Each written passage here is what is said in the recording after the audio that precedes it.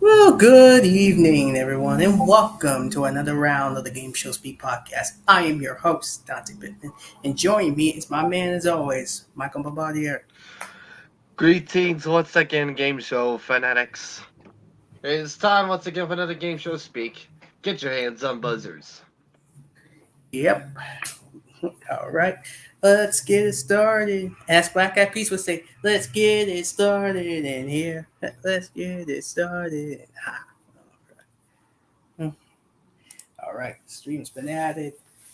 All right, let's meet the second chancers. Second chance play began yesterday, of course. And at first, you don't succeed. Well, Jeopardy will give you another shot. Hold on. The Venerable Game Show revealed Tuesday. Well, yeah, revealed Tuesday. The 18 contestants returning for the first ever Second Chance tournament, which aired over 2 weeks began yesterday. The contest found players who didn't become Jeopardy champions in their initial appearances, returning for what Sony Pictures Television is dubbing an unprecedented opportunity to change history. Each of the 2 weeks will feature free semifinal games in the two-day final. The winner of each week's mini competition will earn a spot in the upcoming Tournament of Champions, which kicks off Monday, October 31st. The roster included only contestants who played since the last Tournament of Champions in May 2021. Herewith are the contestants. Week 1, James Fraser, Aaron Gullias, Molly Carroll, Tracy Pitzel, Renee Russell, Pam Schmongberg, Jessica Stevens, Erica Warner. I can't pronounce this. Anna, help me, Michael. Amaki. Amaki, thank you. And Cindy Sang. That's week 2. Which, now, next week, it'll be Sadie Goldberger, Alicia O'Hare, Doe Park, Tom Philippos, Nikki Porcaro, Jeff Smith, Sarah Snyder, Rowan Ward, and Jack Weller. This second chance tournament, it is really interesting to see. Let me tell you, 4 weeks of tournament play, 1 full month of tournament play. First with the second chancer, then the TOC. That's gonna be a blockbuster to see. Oh, yes, it will, ladies and gentlemen. It's going to be a battle for the ages. All right. Now, next, Spain is here to play Pasapalabla. Address Media Television in Spain has picked up rights to Fremantle's work guessing game show Password. The show will be produced locally by Fremantle Spain, with the remake following the format's revival in the US by ABC earlier this summer. And of course, the format follows celebrities as they team up with contestants and are given one word clues to help them guess each brief defined password and win a cash prize. It is part of Fremantle's entertainment slate all this year's Met Meepcom, which starts today. Well, yesterday. Sorry. Rob Clark, the director of global entertainment at Fremantle, said this is a timeless, translatable format, and Password's long-running success around the world is a testament to that. Transmedia Television has a strong portfolio of successful formats in the Spanish market, so Password will be a great addition to their catalog. Password was, I think, successful for so long in the US. They decided to go international. Hey, hey, get with the times, and it paid off very well. Next, we have, oh, right. Next, we got ourselves a drag race Canada versus all y'all. 9 drag race favorites are bundling up and heading north for another international smackdown for the crown. The 9 queens competing in Canada's Drag Race Canada versus the World will reveal on Monday, giving us a taste of what we can expect from the 6-part series, which premieres Friday, November 18th on WoW Presents Plus and the US and select territories. For Canadian viewers, the episodes will once again air on Crave. This latest cast includes queens from Canada's Drag Race US, Base Drag Race UK, and Drag Race Down Under, including one who's already a winner, baby. Current Canada's Drag Race judges Brooke Lynn Heights, Brad Gorski, and Tracy Melkor will all return to the panel for this special competition, joined by to be announced celebrity guest judges. Like I said, another blockbuster. Her type of announcement. Oh yes, it is. Whew. Now let's go for the TV ratings. So on Sunday, And like I've been doing, you can handle the ratings, okay? yep. All right, Sunday night. It's sport ball. NBC one on Sunday night football. And the latest TV ratings, NBC Sunday Night Football's broadcast of the Cowboys Eagles game averaged 16.6 million total viewers and a 4.4 demo rating, surging 33 and 26% from last week's earlier numbers to match the second best times of this NFL season. Let's sit the well watch round of picks get. All right, let's go to CBS. 60 minutes, 12.4 million, 2.0 got a beefy NFL lead and bump. While both the Equalizer 7.1 million, 0.7 East New York 5.4 million, 0.5 both rose in the demo. NCIS Los Angeles 4.1 million, 0.4 was steady. Over on ABC, AFV 3.7 million, 0.3 dropped. Dipped, excuse me. While Celebrity Jeopardy 3.3 mil, 0.4. Well, Celebrity Jeopardy. Celebrity Wheel 3.1 million, 0.3.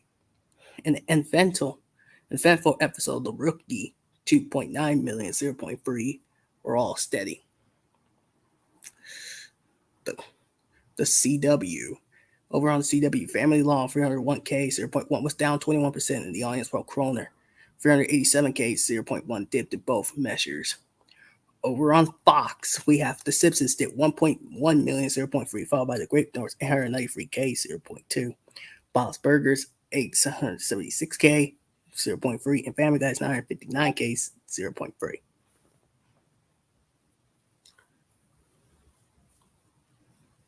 All right, now let's go to Friday's ratings. Of course, CBS on fire. CBS wins night. College Bowl holds packed. All right. In the latest TV show ratings, Fox's SmackDown scored the Friday demo win, while Brewbuds copped the night's biggest audience. CBS SWAT with 4.4 million total viewers and a 0.4 rating. Fire Country 5.6 million, 0.4, and Blue Bloods 5.8 mil, 0.4. All held steady in the demo week to week with founder Fire Country, which live has the fall's most watched series premiere, retaining 95% of its debut audience. Over on ABC, we have Shark Tank 3.3 million, 0.4, dip into demo. Follow 2020 followed with 2.5 million, 0.3. Over on Fox, Friday Night SmackDown 2.1 million, 0.5 was steady. Over on NBC, the College Bowl 1.7 million, 0.2 held steady. Dateline followed by 2.4 million, 0.3. Over on the CW, Penn Teller Force opens its new season with 590,000 viewers in the 0.1 range, while Whose Line Is It Anyway returned to 484K, 0.1. Now on Thursday, CBS wins on Funny. Fox's Hell's Kitchen up sharply. And the latest on Thursday's TV show ratings, CBS's Young Sheldon and Ghost and NBC's Law and Order SVU tied for the first day demo win, while the former also drew the night's biggest audience. CBS Young Sheldon 6.9 million viewers, 6.1 0.6 rating, excuse me. Ghost 6.2 million, 0.6, and So Help Me Todd 4.4 million, 0.4, all ticked up in the demo, while CSI Vegas 3.2 million, 0.3 was steady.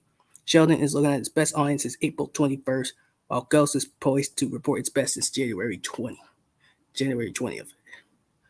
Over on ABC, Station 19, 3.6 million, 0.5, and Alaska Daily 3 million, 0.3 were steady in the demo, but Gray's 3.2 million, 0.5 dipped. Over on NBC, Law and Order 3.9, 0.4 was steady, while SVU 4.3 million, 0.6, and Organized Crime 3 million, 0.5 ticked up. Over on the CW, pending possible adjustment due to preemptions, Walker 687K, 0.1 dropped a few eyeballs, whereas Walker Independence 617K zero point 0 matches premiere audience but dip into demo. Over on Fox, pending adjustment due to preemptions, Hell's Kitchen 2.7 million, 0.5. Welcome to Flanch, I believe. Welcome to Flanch. Can't even. No, welcome to Flatch. I'm sorry. Welcome to Flatch. 2 million, 0.3. And Call Me Cat, 2.1 million, 0.3 are all currently up sharply. Ah, oh,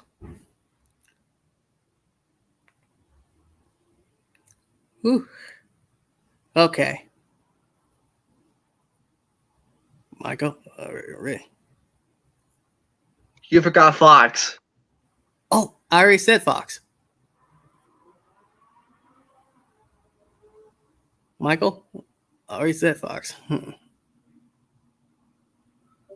Oh, there's Wednesdays. Okay, in the latest in Wednesday's ratings, Fox broadcast of the Wednesday afternoon NLDS Game 2 between the Braves and the Phillies was rain delayed into prime time, where it led in the demo with a zero point 0.6 average, while drawing 3.85 million total viewers for the Nelson Finals. NBC's Chicago Fire 7.2 million, 0.7 copped the night's largest audience, and like Mad 6.6 million, 0.6 plus steady. PD's 5.7 million, 0.6. We Post Malone dipped. Over on CBS's Survivor 5 million, 0.7 dip, while The Real Love Boat 1.9 million, 0.3, and The Amazing Race 2.4, 0.3. Both held pretty steadily. Pretty steady. Over on ABC, The Goldbergs 2.4 million, 0.3 dipped. The Connors big 3.6 million, 0.5. Abbott Elementary 2.6, 0.5, and Home Economics 1.9 million, 0.3 were all steady. At Big Sky 2.3 million, 0.3 ticked up. The CW Stargirl 400K 0.1 and Kung Fu 420K 0.1 respectively grew their audiences 30 and 5%.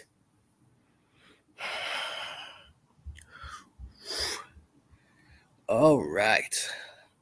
Now, G4 goes offline again. Comcast Spectacor division is pulling the plug on video game centric network G4 TV, whose early incarnation in the 2000s remained a cultural touchstone for many millennials, just a year after its relaunch. In a memo sent to be sent out to all employees, Spectacor CEO Dave Scott explains that the company's investment and efforts to revive the network just didn't gain traction. A few dozen employees and contract workers are affected by the shutdown. Comcast said it will assist them with outplacement and consider some for internal opportunities. Departure over the departure over the summer of Russell Aarons, an experienced digital media exec who had come aboard as G4's president in 2021, was a precursor to today's news.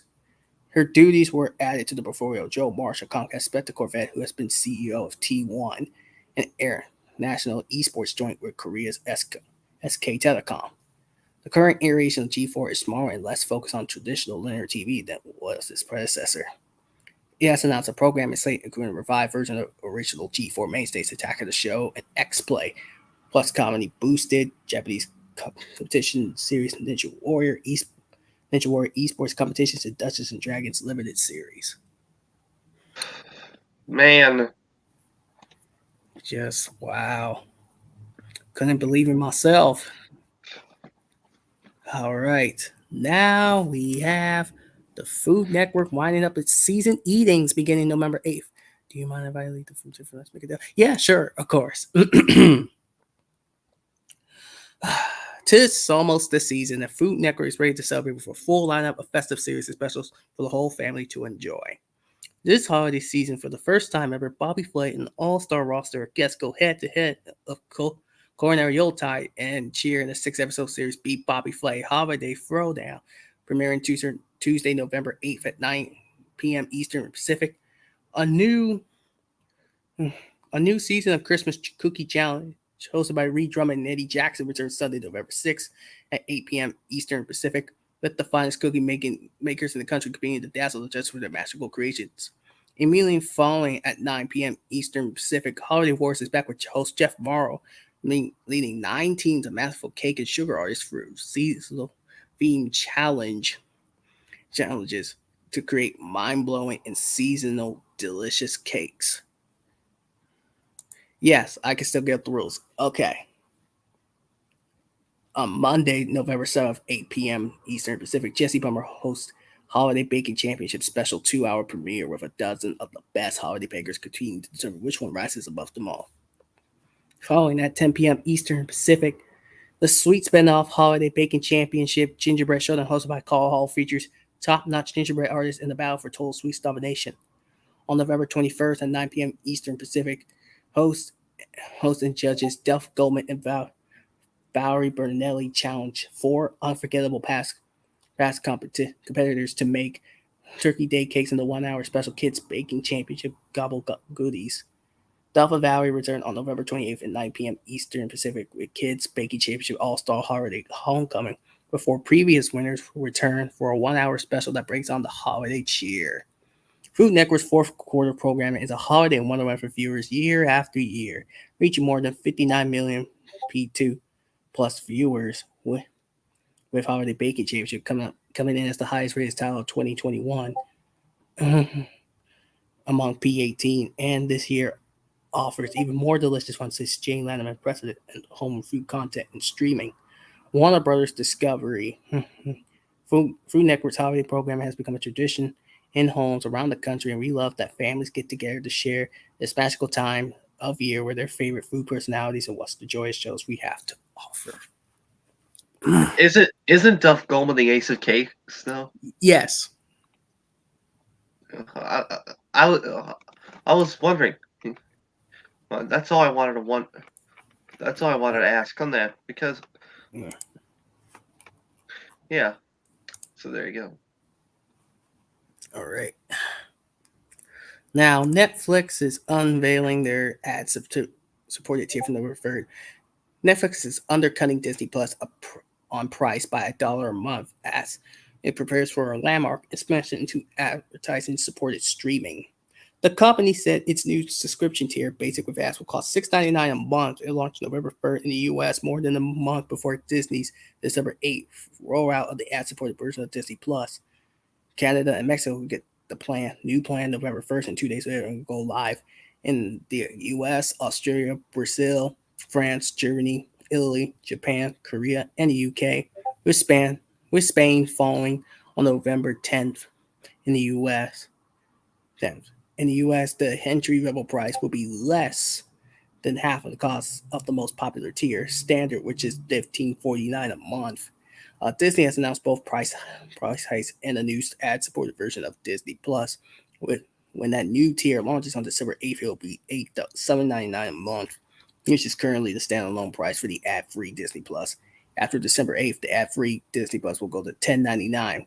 For many consumers, opt for the bundle of Disney Plus, Hulu, and ESPN Plus, which offer savings on the regular price of each one. In the blog post, Netflix COO Greg Peters said there will be 4 to 5 minutes of ads per hour, with both series and feature films being interrupted by spots. Michael, your thoughts on that before we move on? Jeez. Ooh, it's getting expensive in the streaming world.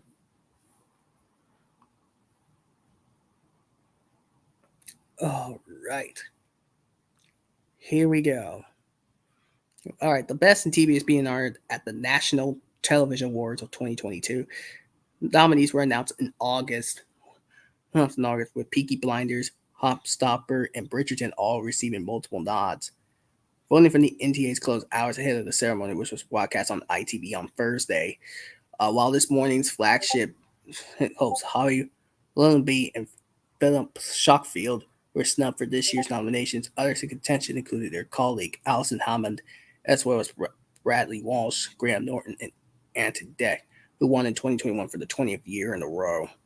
Elsewhere, drama series such as Bridgerton, Peaky Blinders, and Heartstopper celebrated nominations in their show categories, as well as for individual stars. Okay, help me pronounce this one right here. Wait, Charifa Chandran and Jonathan Bailey for Bridgerton, Cillian Murphy for Peaky Blinders, and Kit Connor and Joe Locke for Heartstopper. In You got categories, that one right, by the way. okay, thank you. In categories of note, talent show Strictly Come Dancing, TV presenter Anna Deck, Chris Gameshow Beat the Chasers, and talent show judge Anton DeBeck. Beat the Chasers.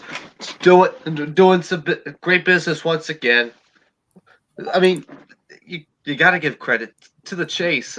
Yes. Again, Bradley Walsh, absolutely. All right. Now let's get to the details of the upcoming US version of the wheel. Oh, no, go up. No, go up. There. Oh, oh I don't no. see it. But go down. Go down again. I don't see it. Don't worry. Hold on. Wait, go. Oh, you passed it. Passed it. Passed it. What do you mean I passed it? Go up again. There you go. Right there. All right. All right. Michael McIntyre reveals changes he made to the wheel for the US version. The British committee will be hosting the wheel's American cousin over on NBC. While fans of the wheel can't wait for it to return for season 3, Michael McIntyre will also be crossing the pond for an American remake of the game show. But he's had to make a few changes. The comedian who began hosting the show back in November 2020 has revealed he was chosen to present the US version and subsequently had to make some amendments to the show, such as making the title reel smaller. The thing was, we had a smaller wheel. He told RadioTimes.com, RadioTimes.com, and other press. It's a 6-person wheel because there are ads. I quite like the ads, to be honest. It was quite nice to be able to have a little break. I quite like doing that big spill like Chris Torrance, sending the game up and giving high drama going into breaks. He added that the team also had to really edit the shutdowns of the US show and refer to the prize pot as the bank. In the UK, people tend to just go, I'm going to shut down them. In America, it was 45 minutes of apologies and reasons. They feel so bad about everything, he said. Fans of the show will notice that you don't fill the prize pot anymore. We used to have a prize pot, but the Americans were like, we're filling the bank. It's the bank, right? And then you cash out Shirley, and it does make a lot more sense. So now we're cashing out. As for the contestants on NBC's The Wheel, McIntyre said they are so full on in comparison to the UK counterpart to their UK counterparts. I mean, it's a success of the UK, so why not? You know. Yep, right not. Go ahead, Michael. You can do. And now, ladies and gentlemen, game show fanatics, it's the moment you've all been waiting for. It is Yep. time for the Game Show Speak host food chain, and for this one this week, we are doing the host of Let's Make a Deal. Dante, what are the rules, of course? All right. The rules, of course. Rule 1 is basically our opinion, so that's easy. That's easy. Rule 2, we're only counting one person's hosting tenure as one hosting tenure, even if they do multiple stints. And we're Stints. and for and for And this of one, we are. course, And by the way, for this one, we are not going to count Jeff Edwards and Dean Goss this as into the list because they were substitutes. So yeah, we will not yes, count of them in. course. Yes. We, All we're right. only counting regulars. Yes, we're only counting regulars here. And starting off tonight, the man that started All it right. all for all these years, the living legend himself, Monty Hall. I mean, to be honest with you, Monty Hall, he knew how to make Yes, deals. of course. The man. He he's the king of making deals, no Yes, question. he did. He's the Easily man. number one. No question, indeed. Easily number one. And he made Reds Make a Deal such an iconic format. Made it what it is today. No one can do this better than Monty Hall. Absolutely. So number one for now. But that obviously he'll stay at the top of the list when Yeah, we're all said and done obviously, here. obviously. Let's go to the next one. Yeah, let's go to the next one. Indeed, coming up in 1990, he mainly he's mainly a game show announcer, but he did host the show. Bob Hilton. Bob Hilton. I have not seen an episode of Let's Make a Deal 1990 with Bob at the helm. So two for now, but that's gonna change. Yeah, number 2 for now. I have not seen one, but I will give it a shot. But I will watch it and we'll see if I'll make the change. Down next up, we're going. In It's the 1998, end of the they decided. they decided to do a pilot of it, and coming off of To Tell the Truth fame, Gordon Elliott. Yeah, he was the host of To Tell the Truth on 1990 before getting replaced by Win Swan and many other hosts.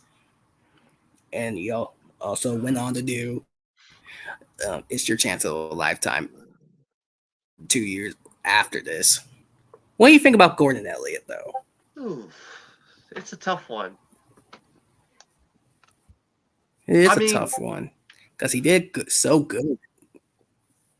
yeah. He did so good in To Tell the Truth 1990. Uh huh. Where would you put him? Where I put him? Oh, that stuff. Mm, I'll put him above Bob Hilton. Yeah, Gordon Elliott number 2 for now, but that's changing for sure. Yeah, that's changing. Now we're going to the 2000s, 2002 to 2003. All right. His name is Billy Uh, Bush. you forgot I was leading it. Oh, my bad. Sorry. I'm You sorry, can't. y'all. It's been a while. My mind is not working today. Go, go ahead, Michael. like I'm you said, sorry. like you said, we go to 2002 to 2003. Billy Bush at the helm. He, if you don't know who Billy Bush is, where have you been for the last 17 plus years? First of all, Access I was a Hollywood, year old. Extra. I was a One of the year old co-hosts of when this. one of the, one of the co-hosts of Access Hollywood, current host of Extra. Um, the only positive, the only positive I'm bringing to it is Gene Rayburn's microphone was used. Yes. That's the To only me, Billy positive. Bush came off as yeah. To me, Billy Bush came off as a bit generic. He was the Yeah, generic in my eyes. I mean, he's no Monty Hall. We all know that. We all know yeah, that. But and he's a as I said, I'll and say it again, he's generic. I mean, and the fact that you brought him up back on in one episode was actually kind of cool. absolutely. And this is, and this is all. This was also the and this was also the era that introduced the world to Vanessa Lachey too as well. So, Where do we put him? four for now. 4 for now, but that will change. Yeah, and then Game Show Marathon, and ugh, do I even have to bother? You're gonna have to say it. I'm sorry. No, I can't. You It got just to. haunts me. It just haunts me. It's gonna have to haunt you again. Fine, I'll do it. And now, here's your host, Ricky. No, it's American. Yay! No, it's let's make a deal. So here's America's big dealer. So change that, please. Okay. Here's TD Stick Dealer, Ricky Lake. Do I even have to bother with this? We Oh, say it time and time again. You're a talk show person, dead last. okay. Okay. Tell me what. Okay. Yes. We know why. We know Gameshow Marathon 2006. But No, no. mm, I The only mean, positive I'm giving Gilbert Gottfried. none of that the original set. Yeah, that one of two But positives. Here's one of two positive. Here are the two positives I'm giving though: the go set ahead. and Gilbert Gottfried. Yes. Those are the two positives I'm only giving. So we're putting her dead last. Yeah, and currently going on for the past 14 years, whatever you want to call it. The man currently at the helm, none other than Wayne Brady. Now I gotta tell you, Wayne's been rocking it as of late. Yes, he is. That man, he has done very well. He made the show his own. Tiffany Cohen as a model, my goodness. Yeah, really beautiful. And And then don't let's forget Jonathan Mangum as his sidekick. Wait, don't forget the original model for Reigns one, Allison Fiore. Oh yeah. Uh, and is Wade Brady still on Whose Line Is It Anyway? Yes, he is. Jonathan Manga makes some appearances on that as well. Yes, and the fact that Wayne brought Monty Hall to do one deal one last time. Oh Yeah, man, that was that last was, he competitive knew how to. moment, right? He knew with Monty. He knew how to do that show. He knew it. He knew it from the day he first got the job. Number two, he knew it. Yes, number two, of course. All right, all right. Let's run down the chain. Of course, at number one, Monty Hall. Number two, Wayne Brady. Number three, Gordon Elliott, I believe. Yes, Number number four, Bob Hilton. Five is Billy Bush. And at dead last, and we can't even stand her anymore, Ricky Lake. well, ladies and gentlemen, that's the chain. Michael, time to close it. Let's close it out of D. Thank you so much for watching Game Show Game Show Fanatics. Thanks for getting your hands on your buzzers. If you like this, give it a thumbs up. Comment down below and give us your thoughts on all the topics. Subscribe to Dante Pittman. Hit the notification bell. Whenever he does a live stream like this one all the times, check out the Game Show Lounge YouTube channel. Subscribe to that. Also, subscribe to yours truly, my Bombardier. So until you see you next. So we must now bid each and every one of you adieu. So until we see you next week with your hands on your buzzers once again, goodbye, Game Show Fanatics. Mwah. And good night. Bang.